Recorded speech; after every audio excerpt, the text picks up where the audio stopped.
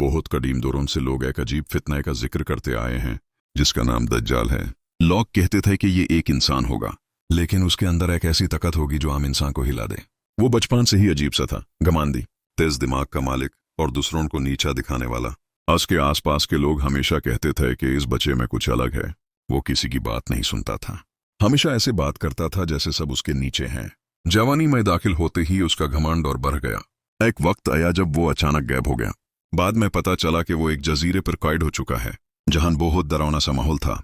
सफर करने वाले लोग बताते थे कि उन्होंने उस जजीरे पर एक अजीब शख्स देखा, बड़ा जिस्म, बाल से भरपूर, आंखों में अजीब सी जलती हुई भूख। उसने कहा, इजाजत मिल गई तो मैं निकालूंगा। ये बात सुनकर लोग कांपते थे। वक्त गुजर गया, दुनिया तरक्की करती रही, मगर साथ ही नाइंसाफी, फसदे और जुल्म बढ़ता गया।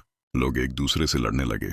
इसी फितनून भरे दौर में दज्जाल को रिहा होने की इजाजत मिलती है और वो दुनिया में वापस कदम रखता है।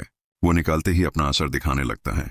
कहता है, मैं तुम्हारी मदद करने आया हूं, मैं तुम्हें रोटी पानी सुकून सब दूंगा, बस मुझे मानो।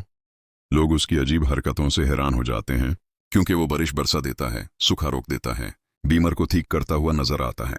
जो उसको मानते हैं उनकी जमीन हरा भरा हो जाती है, जो न माने उनकी जमीन सूखी पड़ जाती है। दुनिया दो हिस्सों में बांट जाती है। एक हिस्सा वो जहां दज्जाल के नाम पर सुकून और रिज्क बरास रहा होता है, और दूसरा हिस्सा वो जहां लोग तंगी, भूख और मुश्किलत का सामना कर रहे होते हैं। दज्जाल हर शहर में जाके कहता है, जो मुझे मानेगा मैं उसको सब कुछ दूंगा, जो न माने उसका कोई हामी नहीं। लेकिन कुछ लोग तैयार नहीं होते।